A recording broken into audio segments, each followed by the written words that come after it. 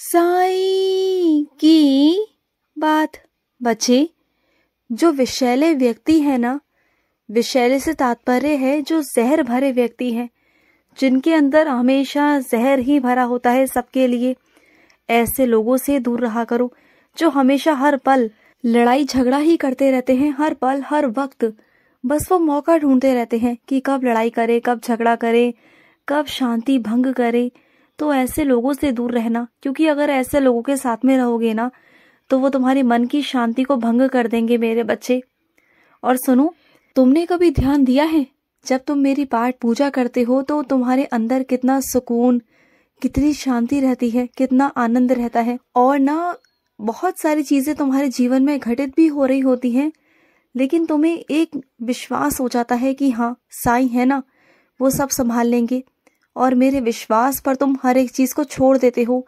बहुत सारी चीजें हो रही होती हैं, लेकिन उसके बावजूद भी तुम बहुत शांतिमय होते हो, तुम बहुत शांत होते हो, क्योंकि तुम्हें विश्वास होता है कि मैं संभाल लूंगा। और तुम्हारे अंदर ठहराव भी आ जाता है मेरे बच्चे।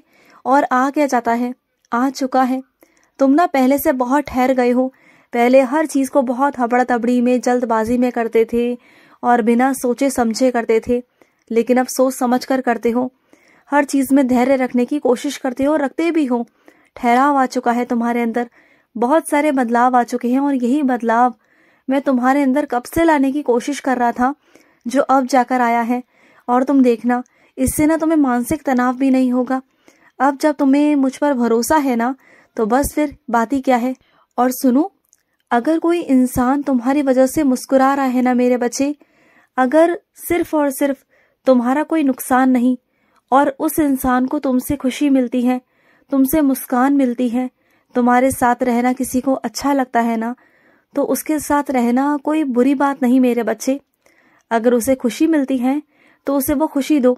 देखो, खुशी देने के सबके अलग अलग तरीके हैं, सेवा करने के बहुत अलग अलग तरीके हैं।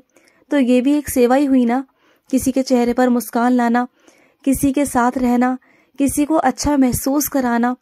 तो क्या है ना मेरे बच्चे कि तुम इतने प्यारे हो, इतने भोले हो और इतने मासूम हो कि हर किसी को तुम्हारी संगति बहुत भा जाती है। हर किसी को तुम बहुत अच्छे लगते हो, सबको बहुत प्यारे लगते हो, और हर कोई आसानी से तुम पर आकर्षित हो जाता है। और उसी आकर्षण के कारण मेरे बच्चे उसे खुशी मिलती है। देखो, उसमें तुम्हारा तो कोई नुकसान नहीं ना, लेकिन हाँ, किसी इंसान का फायदा जरूर है। और अगर तुम्हारी वजह से किसी के चेहरे पर मुस्कान आती है ना, तो मुझे नहीं लगता कि इसमें कुछ गलत है। तुम्हें लगता है क्या? हाँ, मैं हमेशा कहता हूँ ना कि अपनी बातों को चार दीवारी में ही खत्म कर दिया करो। अब देख लिया ना, तुमने वो चार दीवारी की बातें इतने लोगों तक फैला दी कि अब वो रिश्ता टूटने तक पर आ गया मेरे बच्चे, टूटकर बिखरने तक पे आ गया। अगर यही चीज दो लोगों के बीच में मेरे बच्चे सुलझ जाती सिर्फ बातचीत से, तो बहुत सारी चीजें सुलझ सकती थी मेरे बच्चे। अब क्या है ना, अब वो बात चार दीवारी के अंदर नहीं रही, अब वो दुनिया में फैल चुकी है मेरे बच्चे। और जो बात दुनिया में फैल जाए ना, फिर वो दुनिया की हो जाती है, संसारिक हो जाती है, सामाजिक हो जाती है। फिर 10 तरह की मुंह और 10 तरह की बातें। फिर कितना तुम संभाल पाओगे, कितना कर पाओगे? मैंने तुमसे हमेशा कहा था कि अपने घर की बातों को सिर्फ अपने तक रखो, उसे बाहर मत जाने दो। लेकिन तुमने कोशिश की, मुझे पता है, लेकिन सबसे तो मैं उम्मीद नहीं कर सकता ना। तुमने कोशिश की, अपनी तरफ से पूरी पूरी कोशिश की कि कुछ बात वहां तक ना पहुंचे, ना हो, लेकिन हो गई।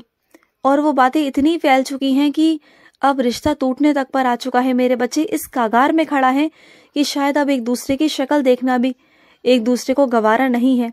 लेकिन तुम चिंता मत करो, अब भी मैं चाहूँ ना तो बहुत कुछ समेट सकता हूँ, बहुत कुछ बना सकता हूँ। विश्वास रखो मुझ पर। आज बस तुम मेरे साईं सा चरित्र का एक अध्याय पढ़ना, जो भी मैं तुमसे कहूँगा वो वाला अध्याय पढ़ना, साईं सा चरित्र को खोलना, और जो भी अध्याय तुम्हारे सामने आएगा वो अध्याय पढ़ना। तुम्हें समझ में आ जाएगा कि मैं तुम्हें क्या समझाना चाहता हूँ। और वो सब भी मैं बचा लूंगा, वो रिश्ता मैं बचा लूंगा मेरे बच्चे। चाहे वो कुछ भी हो जाए, किसी भी टूटने के कगार पर आ जाए, लेकिन अगर तुम नहीं चाहते हो ना कि वो टूटे, तो वो नहीं टूटेगा। बस इतना वादा कर दिया तुमसे, और अब क्या कहूँ, बोलो। इतना सब कुछ तो तुम्हारे लिए करता हूँ, और आगे भी करता रहूँगा, हमेशा करूँगा। तुम्हारा साथ तो मैं हमेशा हमेशा से देता आया हूँ और देता रहूँगा हमेशा। जब भी तुम मुझे पुकारोगे ना, कभी झिझकना मत, अपने साईं से मदद मांगने में, सहायता मांगने में कभी झिझका मत करो। बेखौफ होकर मांग लिया करो कि साईं मुझे आपकी ज़रूरत है और आप आ जाओ। हक से कहा करो मैं आ जाऊँगा, तुरंत आऊँगा। चाहे रात के 12 ही क्यों ना बज रहे हो मेरे बच्चे, चाहे आधी रात ही क्यों ना हो या सुबह ही क्यों ना हो, मैं आ जाऊँगा।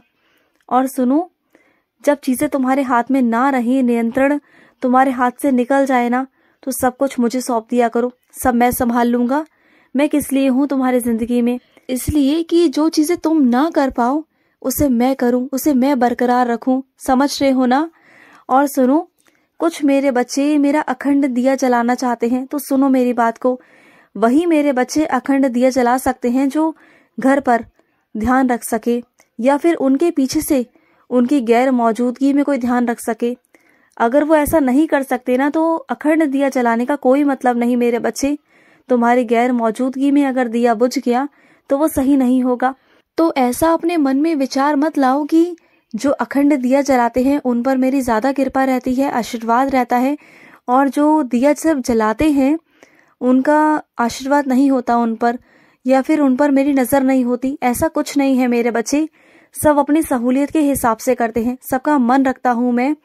अगर कोई मेरा बच्चा अखंड दिया जलाना चाहता है तो वो ध्यान रखता है, और अगर वो ध्यान नहीं रखता तो जितना वो घी डालता है उसमें उतना वो जल जाता है। बस और क्या बात है मेरे बच्चे, बात तो दोनों बराबर ही हुई ना। तो इतना क्या सोचना मेरे बच्चे, इतना मत सोचा करो। और सुनो, जब तुम मन ही मन मेरा नाम जाप करते रहते हो ना चारों तरफ, जब तुम खाना बनाते हो तब मेरा नाम जाप करते हो, जब स्नान करने जाते हो तब भी मेरा नाम जाप करते हो, मुझे बहुत अच्छा लगता है। और जब वाहन चलाते हो ना तब भी मेरा नाम जाप किया करो। वाहन चलाते समय मैं हमेशा तुम्हारी रक्षा करता रहूँगा, और करता भी हूँ। तुमने कई बार देखा है ना, कितनी बार कितने संकटों से मैंने तुम्हें बचाया है, कितनी दुर्घटनाएं घट सकती थी तुम्हारे साथ, कितनी दुर्घटनाएं। लेकिन जब जब तुम मेरा नाम लेकर वाहन चलाते हो तो तुम्हारी रक्षा होती है। और कुछ इंसान, कुछ व्यक्ति ऐसे हैं जो मेरे बच्चे तो हैं, लेकिन क्या ही कहूँ अपने उन बच्चों से जो दूसरों की बातों में आकर अपनी जिंदगी को खराब करने पर तुल गए हैं, अपनी खुद की जिंदगी को अपने ही हाथों से खराब कर रहे हैं, दलदल में फेंक रहे हैं अपने आप को। उन्हें समझ में नहीं आ रहा अभी कि वो क्या कर रहे हैं। मैं उन्हें बार बार संकेत देने की कोशिश कर रहा हूँ, बार बार समझाने की भी कोशिश कर रहा हूँ, लेकिन वो नहीं समझ रहे। क्योंकि इस वक्त वो जहाँ पर है ना, जिस स्थान पर वो है, जिन लोगों से वो घिरे हुए हैं ना, वो सब नकारात्मक लोग हैं। वो कभी भी नहीं चाहेंगे कि उसकी जिंदगी बन जाए। वो अपनों के रूप में ना उस इंसान के साथ में दुश्मनी निभा रहे हैं। मैं कैसे समझाऊं मेरे बच्चे, तुम्हें कैसे समझाऊं कि तुम्हें वहां से कैसे निकालूं। तुम जिस जंजाल में फंस गए हो ना, जिन अपनों के बीच में, जो सिर्फ दिखने को अपने हैं, कहने को अपने हैं, लेकिन सच कहूं तो वो तुम्हारे अपने हैं ही नहीं। क्योंकि वो जो तुम्हारे बारे में अच्छा नहीं चाहते, तुम्हारा भविष्य अच्छा नहीं सोचना चाहते, तो वो कहाँ से तुम्हारे अपने हुए। हाँ, कभी कभी अपने ही ना सबसे बड़े दुश्मन होते हैं, तुम्हारे सबसे बड़े दुश्मन। ध्यान रखा करो इन सब चीज़ों का।